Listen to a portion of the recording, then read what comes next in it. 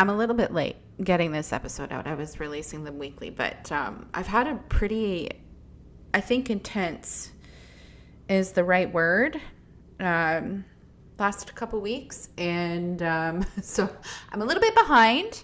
It's all good. I'm here. I'm doing this now. And truthfully, like, I think I came up with 5 or 6 different ideas about what I wanted to do, but I ended up landing on this because there is this part of consciousness expansion that I don't think people talk about. And it's when your consciousness is expanding at an accelerated rate to the point where your mind can't keep up. I have someone that I care very deeply about moving through this right now. And I remember being in that state, like I would say from July to December. There was like a period of time where I was in this rapid consciousness expansion acceleration, and it was really fucking destabilizing. And so I'm watching her move through this right now, and it's so fascinating to witness somebody else move through something that I've already moved through. It's that moment where like you start knowing things and sensing things that your logical brain cannot explain.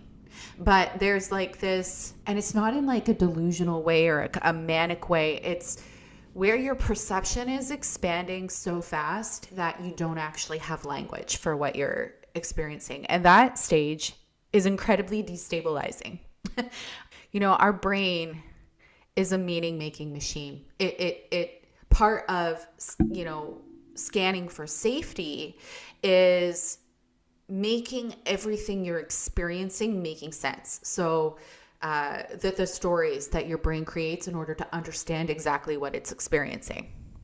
The brain loves coherence because it wants to keep your identity intact. But when you're in a rapid growth of expansion, when you're expanding your consciousness, all of the things that make up our identity, like our belief systems, our value structures, the frameworks in which, you know, we perceive the world, all of these things start to get questioned. And as you question how you have been perceiving the world, your identity starts to change.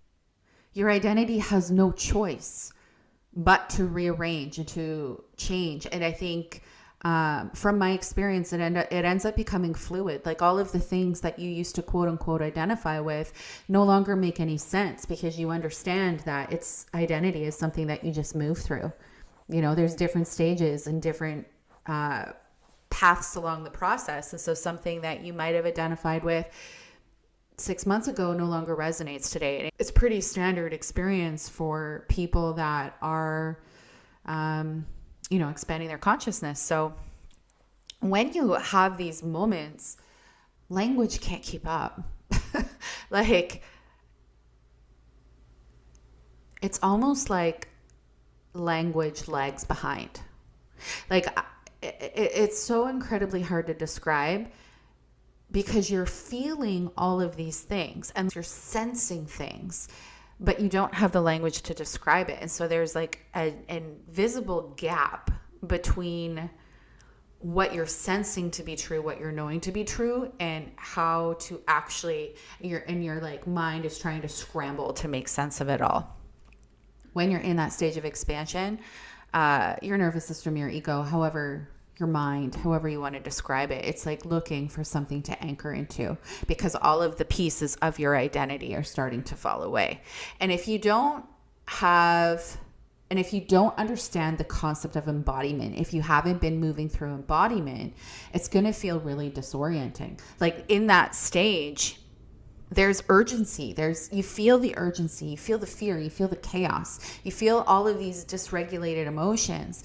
But underneath all of that is a groundedness, is like this quiet certainty that despite all of the chaos that you're witnessing or you're experiencing or you're You're witnessing your mind try to make up stories. You witness your mind try to grab onto something.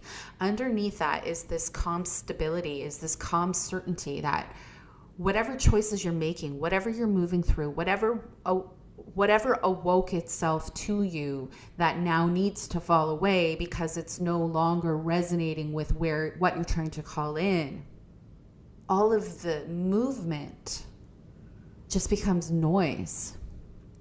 But I think if you're not aware of that, it can be the thing that actually stops you from moving forward, right?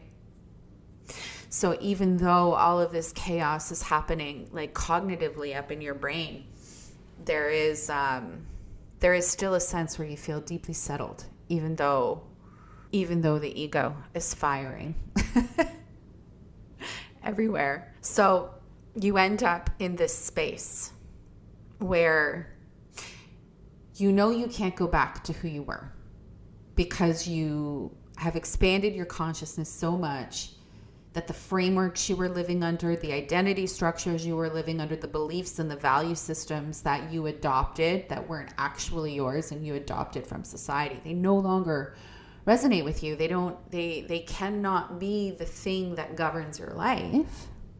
But you can't really fully articulate what it is that like your new worldview or what your new identity or the new things that you want to experience. You're just in this really liminal space, and it kind of feels like you're floating. It feels like you're floating or you're falling or you have nothing to grab onto.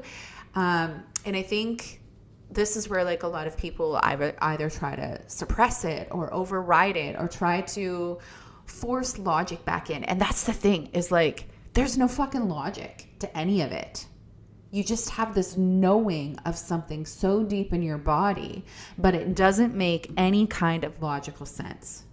But your body is telling you, this is what I'm supposed to do.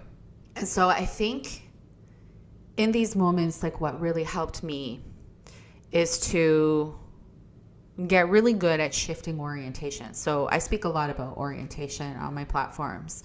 The orientation under our borrowed beliefs is, mostly rooted in external validation, in logic and external validation. I'm not saying we completely bypass logic, but what helped me move through these destabilizing periods is staying grounded in the things that I know to be true. And in order for me to do that, I need to already have a relationship with my self-trust, with that part of my body that tells me when something is true and when something isn't. It's a felt sense of resonance. And I think this is why it's so hard to explain, is because it's embodiment. It's a felt sense.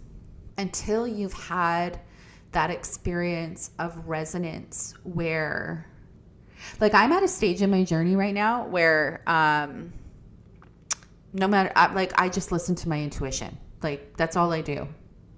If something comes into my experience and I'm not sure what to do, I allow my intuition to tell me. I allow and that, for me, that happens through felt sensations in my body. So if I get a new piece of information and it makes my body tingle from head to toe, that's my intuition telling me, yeah, this information is for you. This information is relevant for you. And maybe I won't know why it's relevant for me right now. Maybe the reason it will become relevant won't be revealed until later, but it's telling me to pay attention to whatever I just witnessed.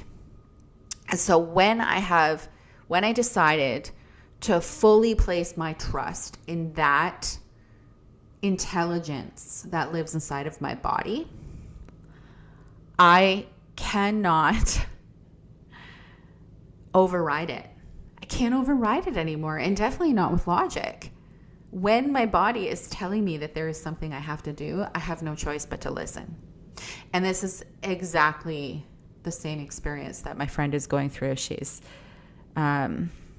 completely shifting her life around and can't explain it. And I think that's hard too, is when you're making these big, bold choices that you know that people in your life are not going to be able to understand. But you also know that you can't not do it because everything in your body is screaming that you have to. I just remember being here and feeling like I don't have words for anything. I was so used to defending my choices to people that I would spend way too much time trying to figure out how to articulate it, to explain it to people, when the reality is I don't need to. There's nothing that needs to be explained to other people because, again, there's a certain stage in the journey where logic just doesn't work. It's just a sense. It's a felt sense. It's a body resonance. It's a full body resonance. And I think that if you have experienced it, you know exactly what I'm talking about. So if you're in this stage, if any of this sounds familiar to you, I just want to reassure you that you're not losing your mind. You're just in a stage where you're reorganizing your perception. And from my lived experience, from both my lived experience and both watching, somebody else move through this state, the only thing that matters is staying connected to your body. Do not bypass your body. Do not create meaning making. Do not create stories or meaning making or, listen to the fear or give in to the pressure. Your body always knows the answer and the path. And learning how to stay with it despite uncertainty, it really is, from my experience, the only way